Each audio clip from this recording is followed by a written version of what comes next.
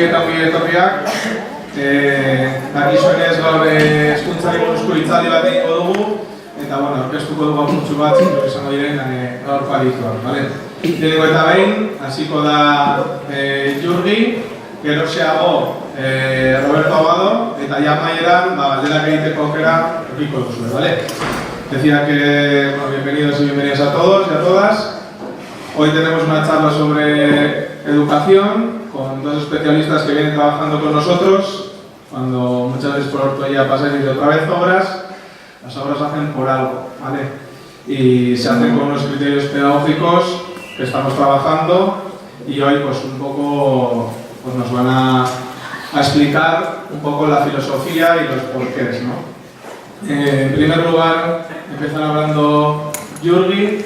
Jurgi es antropólogo, es profesor de la universidad y en educación ahora mismo está apoyando todo el tema de la pedagogía de la confianza, ¿vale? Ya sabéis que en San Felipe, desde los 6 años, pues tenemos la pedagogía de la confianza y bueno, pues hemos estado trabajando con él y formándonos con él y hoy os va a dar él unas pinceladas y bueno, la verdad que es un lujo poder contar con ellos. Posteriormente, Roberto Abado también, pues bueno, psicólogo clínico, psicólogo, sexólogo, trabaja el tema de las emociones y creador del BEC, que es la vinculación emocional consciente, que es lo que también llevamos tiempo trabajando, y bueno, pues un poco pues un especialista en todo el tema de psicología y de las emociones, ¿no? No voy a seguir porque los currículos son muy largos y os aburriría, así que bueno, pues charlo brevati hoy.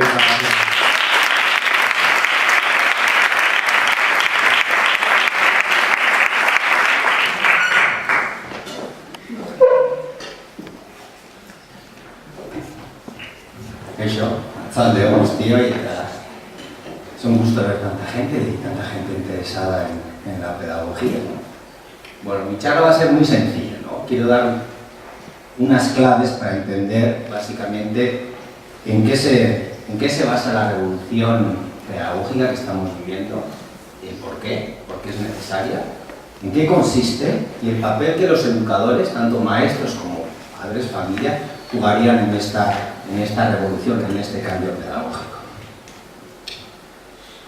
Y un poco el origen de este cambio tiene que ver con los tiempos que vivimos, ¿no? Estamos en los tiempos de cambio, ¿no? El mundo se ha globalizado, está todo conectado, las fronteras son mucho más difusas, lo que pasa en un lado tiene un efecto en lo que pasa en el país vecino, incluso a miles de kilómetros. Estamos también en el comienzo de una nueva revolución industrial, ya la cuarta. No es el mismo mundo de nuestros padres o de cuando éramos pequeños, ¿no? Tenemos la automatización de todos los procesos. Y cada vez hay menos necesidad de mano de obra directa. Tenemos la entrada del gran competidor de la inteligencia artificial, ¿no? Y este escenario nuevo, los americanos van un poco siempre por delante de estas cosas, ¿no? En muchos casos. Y han utilizado un acrónimo VUCA para describir la realidad en la que vivimos, ¿no? Y VUCA tendría de volatilidad. Los tiempos cambian.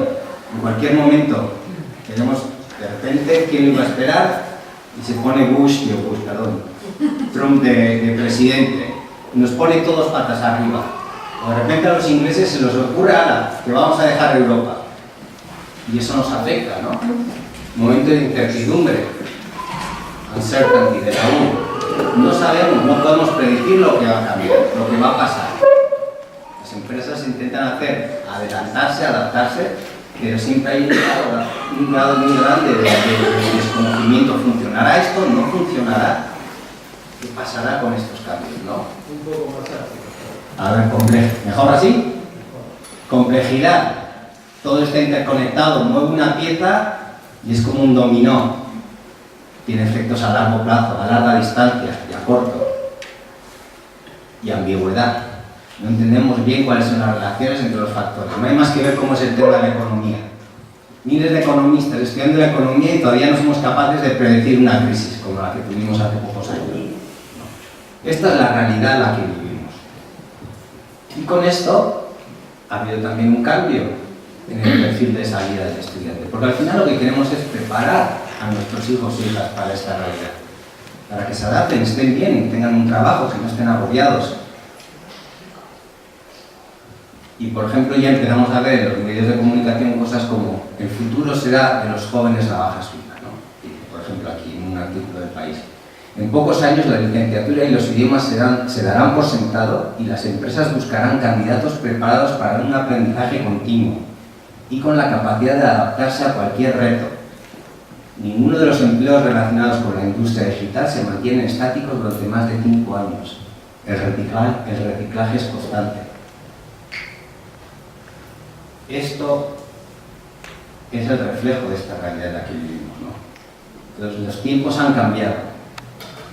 Y también en los últimos años lo que estamos viendo es que se está dando un aumento muy grande en la cantidad de publicaciones y de investigaciones alrededor de la pedagogía, alrededor de la psicología, de las neurociencias, ¿no? Lo vimos tanto, hace 5 años que habla de las neurociencias y ahora está en la sopa.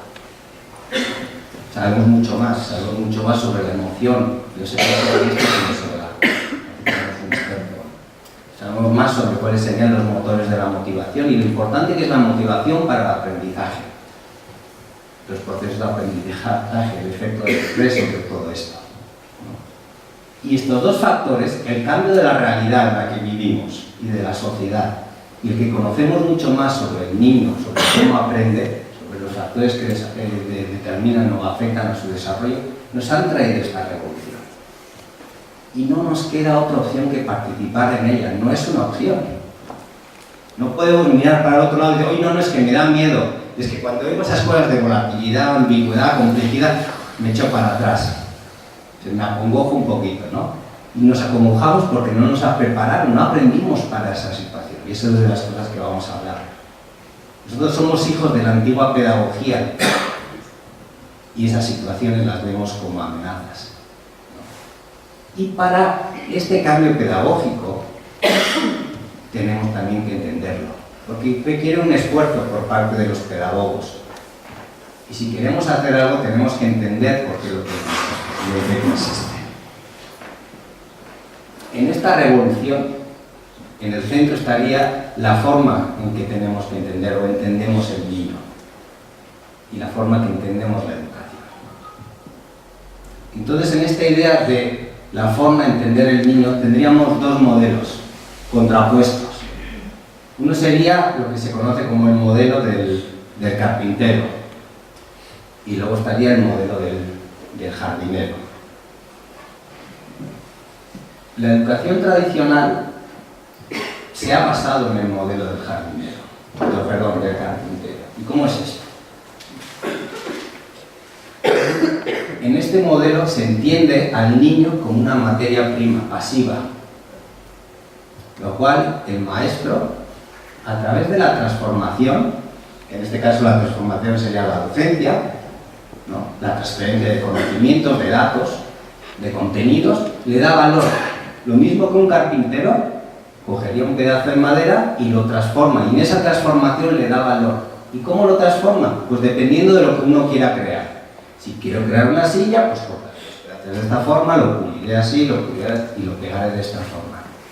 De la misma forma con la educación. ¿Qué quiero crear? Un ingeniero. Pues entonces el ingeniero tiene que aprender esto y lo otro. Un médico, esto y lo otro. ¿Sí? De nuevo, el valor está en el maestro y el valor del centro estaría en el contenido, en esa educación. Si veis, esto sería básicamente un modelo industrial de educación. Y este modelo surgió junto a una revolución industrial, la primera revolución industrial. Y en esa revolución industrial los industriales, los empresarios, necesitaban trabajadores, necesitaban formar sus trabajadores, tenían que formar también a la gente que estaría dirigiendo esas empresas. Y generaron este modelo. Y como decía Héctor, bueno, yo vengo de la universidad, ¿no? Y una de las primeras cosas que me llamó mucho la atención en las escuelas es cuando me hablaban de líneas. Esta escuela tiene 2 líneas. Esta escuela tiene 3 líneas. Y decía, líneas, ¿qué es eso de las líneas? Y viene de esta idea, que está tan metida, de las líneas de producción, de las líneas de estudiante. Los niños entran en preescolar y sigue su línea. Y si en las empresas tenemos controles de calidad a distintas partes del proceso, ¿qué tendríamos en las escuelas? Exámenes. Pero es ese modelo, esa idea que está implícita, es intrínseca al modelo educativo actual. Y este modelo tendría al menos dos problemas serios. El primer problema es que los niños no son una materia prima homogénea. Los niños son distintos, tienen niveles de desarrollo distintos. Y eso es muy marcado, por ejemplo, en la escuela. Una diferencia muy grande entre un niño que nació en diciembre o uno que nació en enero. Los niños tienen intereses distintos, tienen talentos distintos, inclinaciones distintas. Y esto es un problema en la escuela tradicional. Lo mismo que en una empresa o una fábrica, si el material inicial es distinto, es un problema. Una fábrica, el acero, el hierro, lo que se trabaje, tiene que tener unas características muy concretas, si no, no funciona. Lo mismo pasa en las escuelas con los niños que no encajan con ese perfil de entrada. Un niño que es muy inquieto, que tiene mucha energía, se va a adaptar mal a la escuela. Y no hay ningún problema con el niño o la niña. De hecho, en el campo sería estupendo.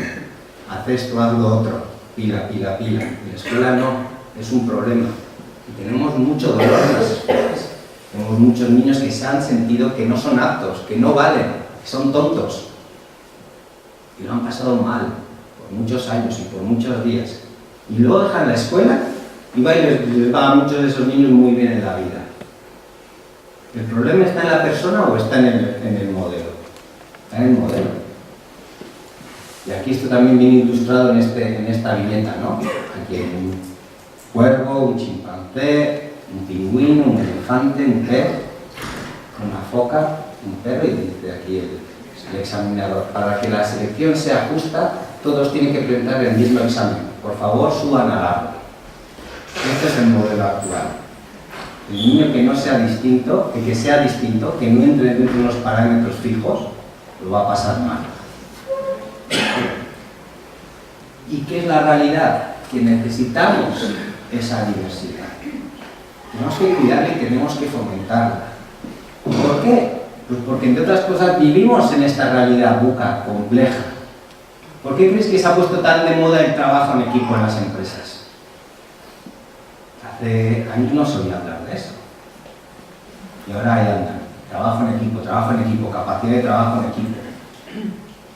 Porque los problemas complejos, ambiguos, necesitan de muchas mentes.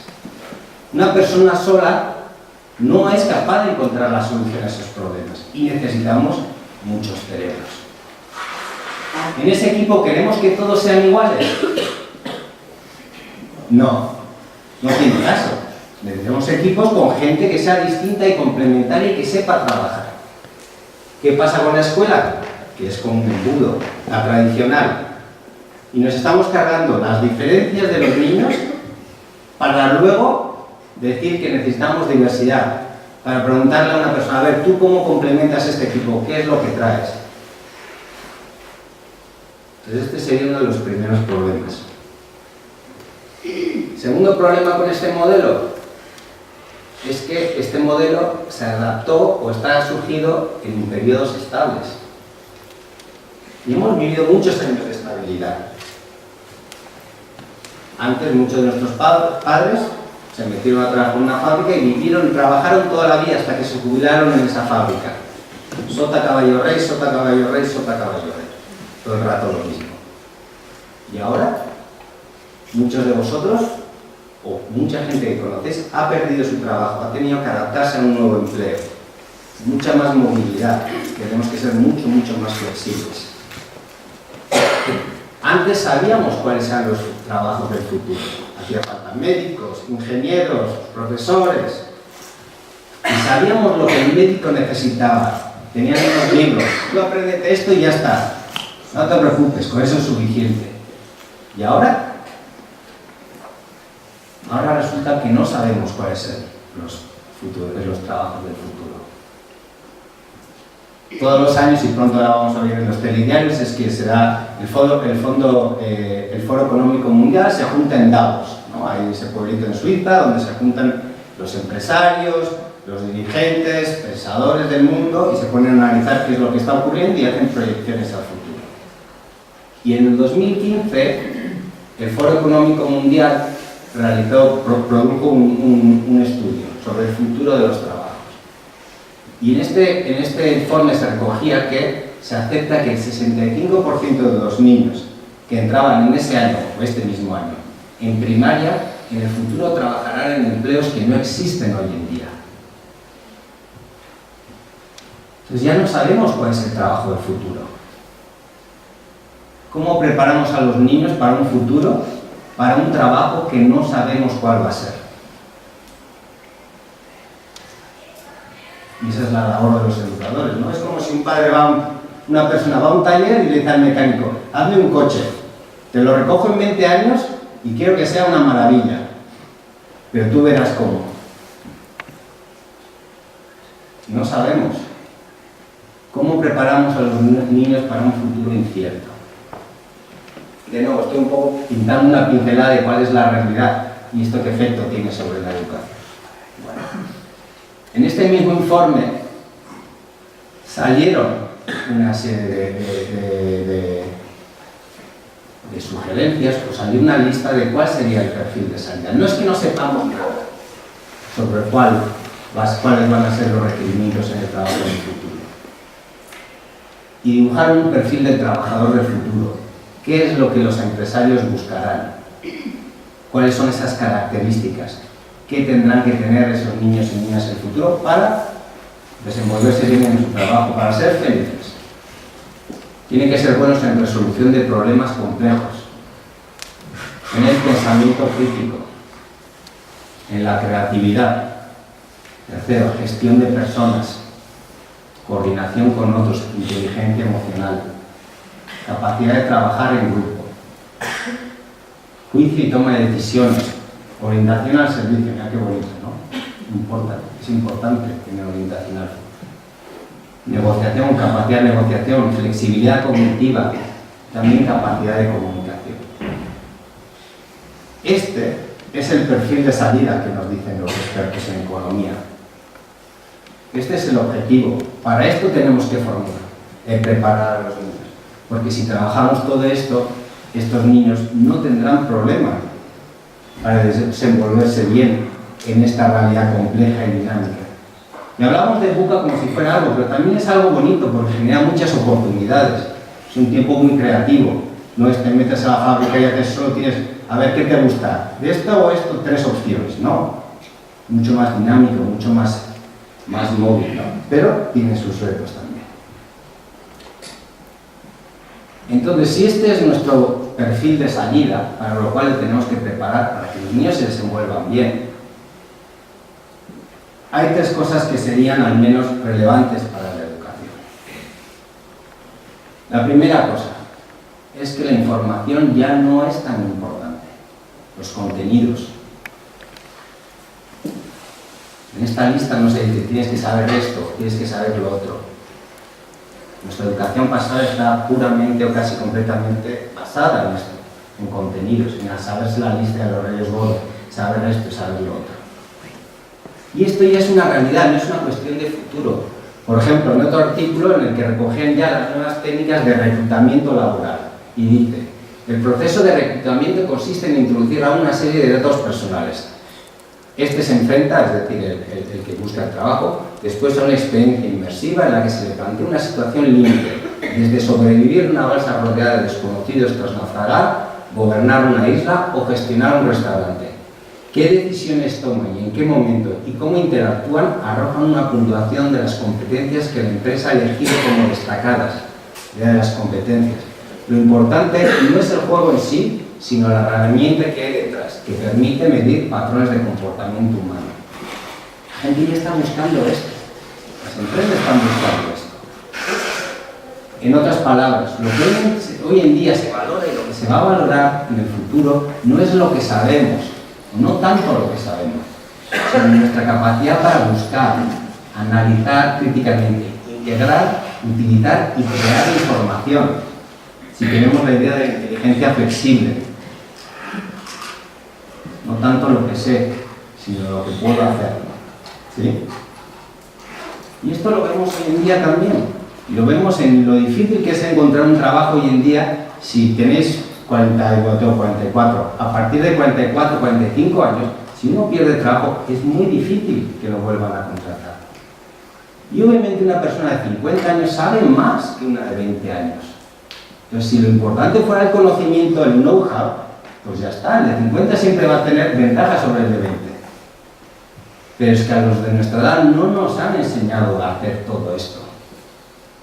Nos han enseñado a aprender, a memorizar contenidos, no a buscarlos, no a analizarlos críticamente, no a integrarlos, a utilizar la información. Y esto es lo que se usa. ¿Veis? Hace poco se hablaba de la sociedad del aprendizaje, perdón, del conocimiento. El año pasado, un premio Nobel, Stiglitz y Greenwald sacaron un libro sobre la sociedad del aprendizaje. Lo importante de tener la capacidad para aprender. ¿Sí? Entonces tenemos ya un cambio de paradigma que estaría empujado por los cambios en la sociedad. De esta lista también sale otra conclusión muy importante y bonita, que estas capacidades son importantes para el trabajo del futuro, pero son importantes para la vida, el día a día. Ya no tenemos esa dicotomía de lo que es bueno para la escuela no es bueno necesariamente para la vida. Qué importante es ser capaz de resolver problemas complejos, problemas de casa, ¿no? El pensamiento crítico, la creatividad, la gestión, imagínate, gestión de personas, coordinación con otros, inteligencia emocional. Se unen un poco los objetivos de la escuela o académicos con los objetivos del día a día. Y muy importante, estas capacidades son innatas. Todos, en mayor o menor medida, somos capaces de todo esto. Una persona que no ha pisado la escuela no quiere decir que no sea capaz de resolver problemas complejos o que tenga capacidad para el pensamiento crítico, para la gestión de personas. Los niños desde pequeños están constantemente recopilando información, analizándola críticamente, integrando esta información y dando soluciones a problemas, ¿veis? Está claro, ¿no? ¿Lo veis esto? No es tanto que hay que enseñárselo, ya lo tienen, son innatas estas capacidades del futuro. Y a veces estas cosas ocurren delante de nuestra cara y no las vemos. Y ahí es donde a veces entran algunos investigadores y hacen unos diseños experimentales muy bonitos que nos ayudan a ver esto, ¿no? Y os voy a poner un ejemplo, y estas son cosas que damos, por ejemplo, en las formaciones. Este es un estudio que se hizo con niños de 11 meses. ¿Alguien tiene un niño de 11 meses? Uno a menudo piensa que no son capaces de hacer, ¿no? Dices, ¡guau! Se ve poca acción, vemos poco lo que lo vemos dentro muchas veces, ¿no? Apenas empiezan a hablar, algunas palabritas. Bueno, entonces a estos niños los dividieron en dos grupos y unos les hicieron lo que sería el experimento de la solidez y el otro es el experimento de soportar a pesar. Y en cada grupo, a veces, parte del experimento, el niño veía algo que era inusual, extraordinario, en el sentido de fuera de lo ordinario, raro, ¿no? Y otras veces algo completamente normal. Entonces, por ejemplo, en el experimento de la solidez, la observación extraordinaria sería esto. El niño está aquí mirando esto con los padres.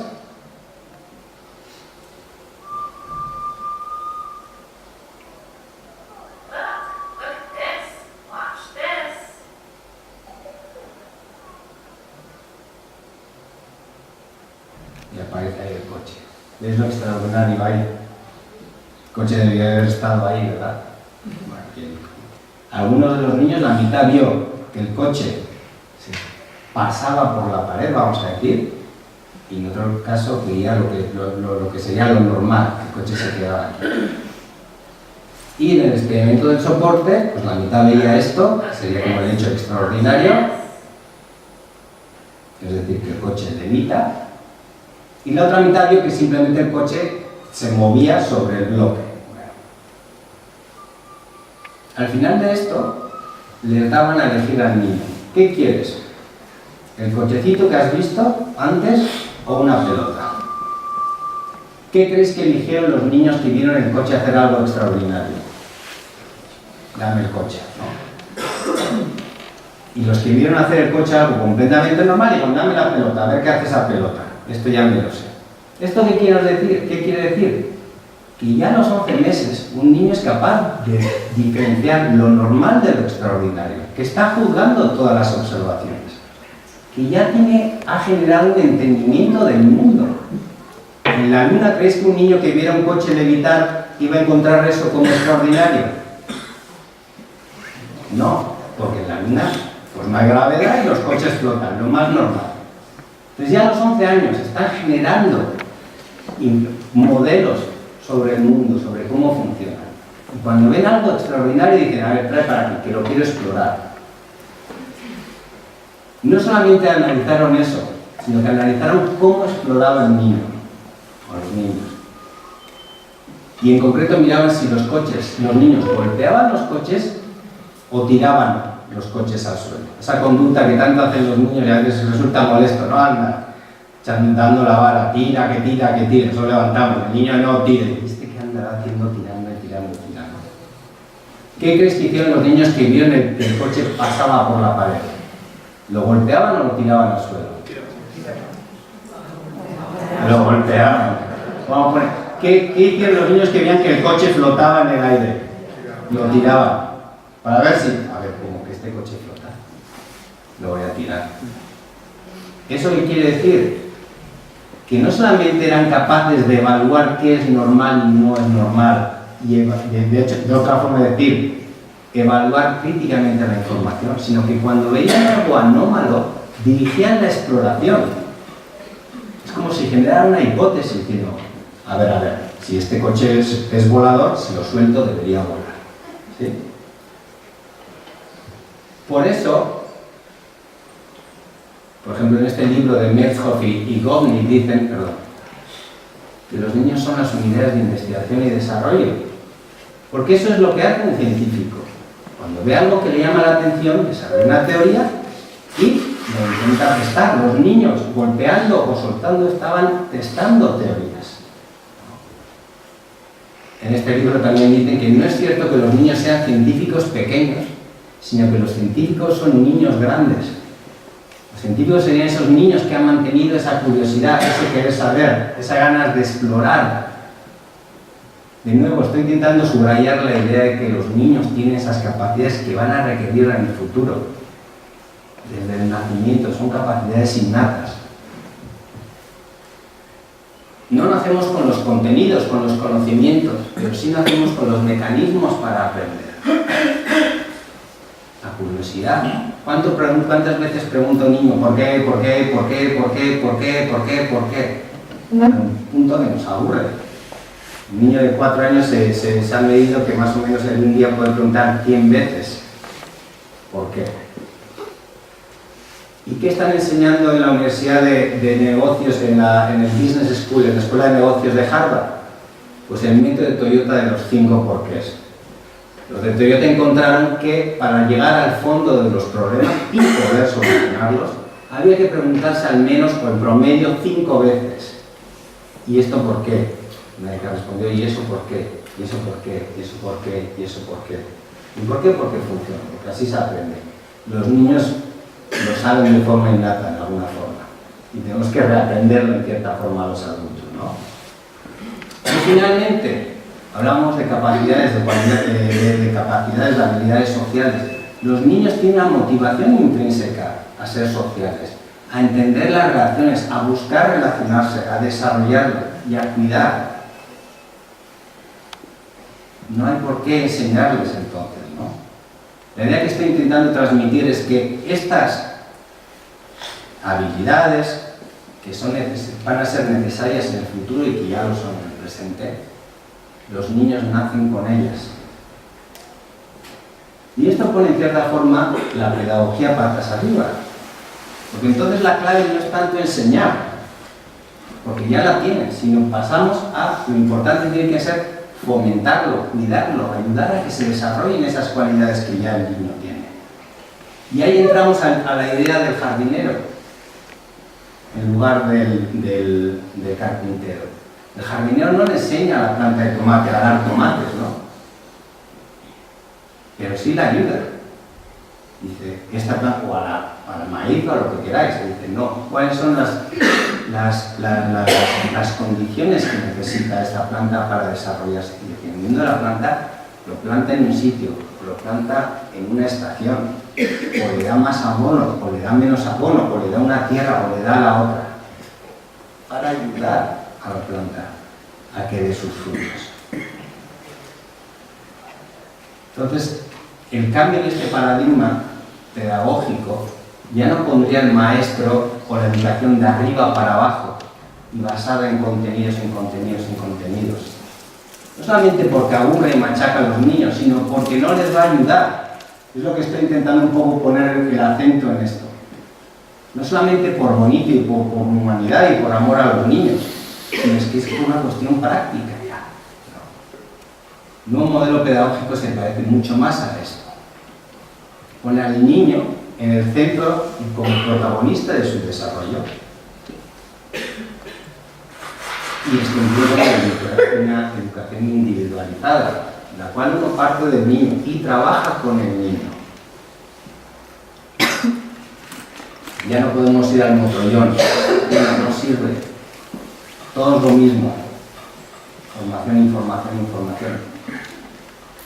En este cambio de paradigma, también cambia la relación entre la escuela y los padres, y el rol de los padres en la educación. Claro, un maestro no llega a dar toda la atención a cada niño individualizada. No puede. Pero el maestro ve, el maestro evalúa, el maestro aconseja y trabaja con vosotros. Y el equipo, escuela y los padres, esto ayuda al fomento del desarrollo del niño, ¿no? Y hay muchas investigaciones de las que podríamos hablar sobre el papel que los padres pueden estar en este desarrollo, ¿no? Y esta no es particularmente nueva, es del 95. Y aquí evaluaron niños de 3 años el efecto de la cantidad del habla que habían recibido esos niños en sus 3 primeros años de vida sobre el desarrollo de su inteligencia. Y vieron que los que habían recibido muy poca habla, los que estaban en el extremo de menos habla, de menos interacción entre los padres y los hijos, tenían como en media un coeficiente intelectual del 79. Y esto ya estaríamos en el límite de las deficiencias cognitivas, de los retrasos. Los que recibieron más habla, 117. Ya estaríamos 120, sería el límite para las grandes capacidades. Estos niños no es que fueran de nacimiento más o menos listos, vamos a decir, se hicieron. Por eso también la importancia de ver menos la tele y estar más con los niños. No solamente porque el niño se queda como tonto mirando a la pantalla, sino porque los padres se quedan como tontos mirando a la pantalla. El niño necesita interacción, hablar sobre su día a día, sobre sus opciones, sobre sus intereses, sobre sus planes, para que la cabeza funcione y se desarrolle. Y la idea es que se hagan listos si queremos, ¿no?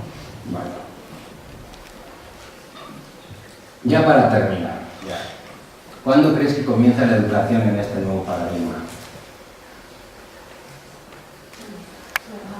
Secundaria. ¿Y antes cuándo empezaba? Bueno, si antes siempre ha nacido, desde el punto que tenemos educación primaria, la anterior debe ser subprimaria o subcero o educación negativa o no sé qué tiene que ser, ¿no? Exacto, empieza desde que nace. Y también la idea del jardinero nos ayuda un poco a eso, porque claro, ¿cuál es la época crítica del desarrollo de una planta? Aquí es donde tenemos que cuidar e invertir. Una vez que el árbol ha crecido y tiene sus raíces y es grande, pues que no llueva este año, que llueva menos, ¿qué más da? Pero lo que pasa en estos primeros años va a ser crítico en el desarrollo de este árbol, ¿no? ¿Y por qué es así con los niños? Pues porque el cerebro se desarrolla sobre todo en esas épocas, pues especialmente sensible. Y los investigadores han visto que las conexiones de las neuronas que tenéis vosotros ahora, y vosotros sois esas conexiones, el 90% de esas conexiones son la consecuencia de las experiencias que vivisteis en vuestros primeros años de vida. Es cuando se forma el ser, en su mayoría, no solo hay plasticidad, pero hay periodos críticos de plasticidad. Y de esto no solo se han dado cuenta los pedagogos y se han dado cuenta los científicos y los psicólogos, también se han dado cuenta los economistas. Y por ejemplo James Heckman, que es un premio Nobel de Economía, entonces habla de saber, este estudia los efectos de la educación sobre el desarrollo económico. Y desarrolló esta curva, en la cual se ve la rentabilidad de cada dólar invertido, y podemos decir aquí tiempo y esfuerzo invertido en un niño, y el efecto, o sea, la rentabilidad, por cada unidad de esfuerzo, cuánto recibo de vuelta. Y aquí tenemos desde el periodo prenatal hasta ya, digamos, entrenamiento para el trabajo, universidad. Y lo que vemos es lo que todos sabemos. Cuanto más invertimos en las primeras etapas de desarrollo, mayor efecto tenemos, y mayores efectos beneficiosos recibiremos. Todos sabemos que, por usar un mal término, ¿no?, si tenemos un niño que es un desastre, para los 22 años, ya le podemos meter todo lo que queramos, que va a ser muy difícil cambiar eso. Estas son los periodos claves del desarrollo. Y en el mismo sentido, estos son los periodos iniciales, los más importantes en el desarrollo educativo de un niño. El preescolar sería la etapa en la cual estamos definiendo muchas las trayectorias de muchos niños. Y tenemos que poner niños en trayectorias positivas. Porque el que está en trayectoria positiva y en preescolar dale tiempo y terminará ahí. Y el que está en una trayectoria, digamos, o neutra o negativa, en la otra dirección. Los niños parten uno con muy pocas diferencias entre unos y los otros y estas se van acentuando y acentuando, ¿no? Entonces, lo mismo que los economistas y los psicólogos se están dando cuenta, la educación también. Y los padres empiezan a dar cuenta de estas cosas, ¿no? Y un reflejo de eso es pues, esta charla que estamos teniendo, que igual hace 10 años pues, no hubiera podido ser posible, ¿no? Y hay escuelas que se están dando de cuenta de esto, ¿no? Y un ejemplo sería la escuela de Ortuella, San Félix, que están invirtiendo claramente en el periodo preescolar, ¿no?, a través de inversión en formación continua de los alumnos, ¿no?, en inversión en formación continua del profesorado, en inversión en instalaciones y en programas. Bueno, es que ya está.